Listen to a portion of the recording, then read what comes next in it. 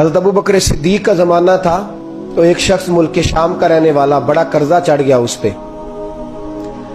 تو وہ حضرت ابو بکر صدیق کے پاس آیا، کہنے لگا آپ امیر بھی ہیں اور امیر بھی ہیں، دونوں باتیں، ایک امیر یہ ہے کہ مسلمانوں کے سربراہ ہیں، اور دوسرا اللہ نے آپ کو مال و دولت بھی عطا فرمایا ہے، تو میرے اوپر قرضہ چڑھ گیا ہے تو مہربانی فرمائے۔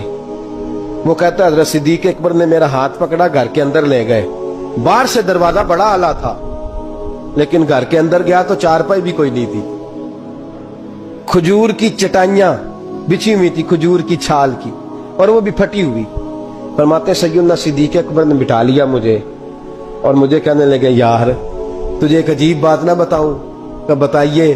فرمانے لگے 3 دن ہو گئے میں نے اناج کا دانہ بھی نہیں کھایا، کھجور کے اوپر گزارا کر لیتا ہوں، میں آج کل حالات میرے ٹھیک نہیں ہیں۔ لگا جی پھر میں کیا کروں؟ تو آپ فرمانے لگے تو عثمان غنی کے پاس جا۔ کس کے پاس؟ شخص کہنے لگا جی مجھے تو بہت سارے پیسے چاہیے۔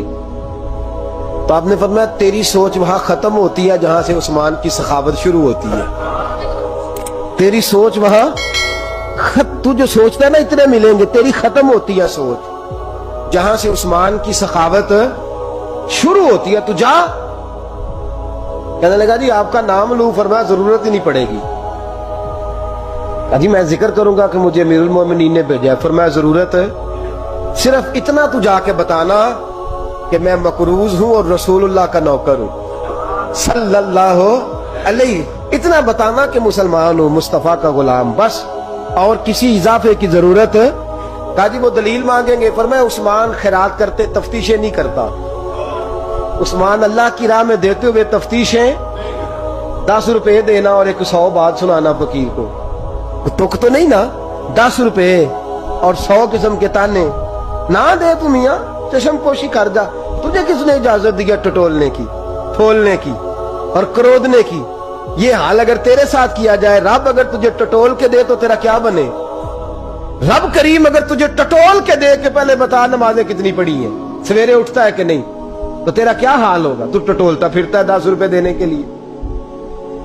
حضرت عثمان غنی کی عادت نہیں، وہ شخص کہتا ہے میں چلا گیا، پوچھتا پچھاتا دروازے پہ پہنچا، دروازے پہ دستک دی تو حضرت عثمان غنی کے اندر سے بولنے کی آواز ہے، اپنے بچوں کو ڈانٹ رہے ہیں، کہتے ہیں یار تم لوگ شہد کے اندر، دودھ کے اندر شہد ملا کے پیتے ہو، خرچہ تھوڑا کم کرو، اتنا خرچہ تم نے بڑھا دیا ہے، تم دودھ کے اندر دودھ بھی میٹھا شہد بھی میٹھا، ایک چیز کھا لو، کو بیمار ہو 2 چیزیں استعمال کرتے ہو۔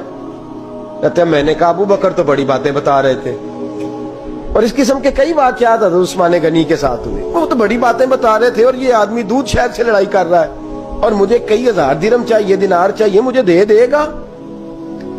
فرماتے ہیں اب وہ ڈانٹ کے باہر آئے، میں دروازے پہ تھا، آتے ہی کہنے لگے میں آیا نا تو جب میں نے السلام علیکم کہا تو وہ سمجھ گئے میں مسلمان ہوں۔ کہتے ہیں وعلیکم کہا تو پہلا جملہ انہوں نے جو بولا وہ ان کے بڑے پن کا مظاہرہ تھا۔ کہنے لگے بچوں کو ایک بات سمجھانی تھی، آنے میں مجھے 1.5-2 منٹ لگ گئے، تو دروازے پہ کھڑا رہا، مجھے معاف کر دینا۔ بڑے لوگوں کی بڑی باتیں، بڑے لوگوں کی بڑی باتیں، اتنا بڑا قد ہے اتنا بڑا اخلاق ہے۔ کہنے لگے تجھے ایک بات بچوں سے کرنے لگ گیا تھا، تجھے انتظار کرنا پڑا، ذرا درگزر کرنا۔ کہتے ہیں پھر انہوں نے دروازہ کھولا، جو اس وقت ان کا ماحول تھا، حویلی کا، ڈرائنگ روم کا، جو بھی، مجھے بٹھایا۔ کہتے ہیں میرے لیے جو پہلی چیز آئی وہ دودھ کے اندر شہد ڈال کے وہ لائے۔ کہتے ہیں میرے دل میں خیال آیا گھر میں جھگڑا کر رہے تھے، مجھے پلایا، اس کے بعد کھجوروں کا حلوہ آ گیا۔ کہتے ہیں میں نے کہا بچوں کو کہہ رہے تھے ایک میٹھی چیز استعمال کرو، میرے لیے 3 آ گئی ہیں، 3 آ گئی، عجیب شخص ہے۔ کہتے ہیں میں لیکن ابھی میرا تصور جمع نہیں، میں نے کہا اتنا تگڑا نہیں جتنا حضرت ابو بکر نے بتایا ہے۔ کہتے ہیں کھلا پلا کے نا پھر پوچھنے لگے کیسے آئے ہو، کیسے آئے ہو؟ تو کہتے ہیں میں نے کہا کہ جناب میں مجبور ہوں، آج بہت سارے لوگ ہیں نا جن کے پاس کسی کی بات سننے کا ٹائم ہی نہیں، کہتے ہیں موٹی موٹی بات کریں، آخری۔ حضرت عثمان غنی پوری کھلا پلا کے کہنے لگے کیسے آنا ہوا؟ کہتے ہیں میں نے کہا جی میں مسلمان ہوں، ملک کے شام کے مضافات کے ایک گاؤں کا رہنے والا ہوں، کچھ کاروباری مشکلات آئیں تو میں مقروض ہو گیا، میرے اوپر قرضہ ہے، مجھے کچھ پیسوں کی حاجت ہے۔ فرمانے لگے میں نے کچھ پیسے کہا، انہوں نے ایک آواز دی تو ان کا غلام آیا ایک اونٹ کے اوپر لدا ہوا سامان لے کے۔ کس کے اوپر؟ اونٹ کے اوپر۔ کہتا ہے مجھے 3000 اشرفیوں کی ضرورت تھی، میں نے بتایا نہیں 3000 چاہیے۔ اونٹ آیا تو حضرت عثمان غنی کہنے لگے اس اونٹ پر تیرے لیے، تیرے گھر والوں کے لیے میں نے کپڑے بھی رکھوا دیے، کھانا بھی رکھوا دیا، اور 6000 اشرفیاں بھی رکھوا دیے، تو پیدل آیا ہے تو اب اونٹ لے کے جا۔ کہتے میں نے کہا حضور اونٹ واپس کون کرنے آئے گا؟ کہنے لگے واپس کرنے کے لیے دیا ہی نہیں تو تحفہ ہے، تو لے جا۔ کہتے میں کہاں سے چلا تھا ڈھونڈتا اور مدینے میں آیا، اور جب مدینے میں آیا تو پھر اللہ نے جھولی بھر کے عطا فرمایا۔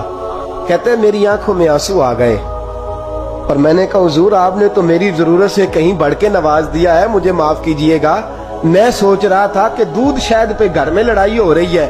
آپ فرمانے لگے رب نے جو مجھے پیسے دیے ہیں اس لیے نہیں دیے کہ میری اولادیں موج مستی کرتی پھرے، میرے مالک نے مجھے نوازا ہے تاکہ میں محمد عربی کی امت کی نوکری کروں صلی اللہ علیہ۔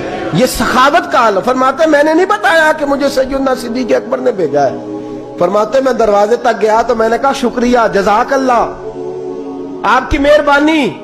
تو مسکرا کے فرمانے لگے میرا شکریہ ادا نہ کر، ابو بکر صدیق کا کر، میرا نہ شکریہ ادا کر، شکریہ ابو بکر صدیق کا جس نے تجھے یہ رستہ دکھایا ہے۔ فرماتے میں نے کہا حضور آپ فرمایا جاؤ جاؤ جاؤ تمہارا کام ہو گیا نا، تفصیلات میں نہ جاؤ۔ یہ شان سخاوت سیدنا عثمان غنی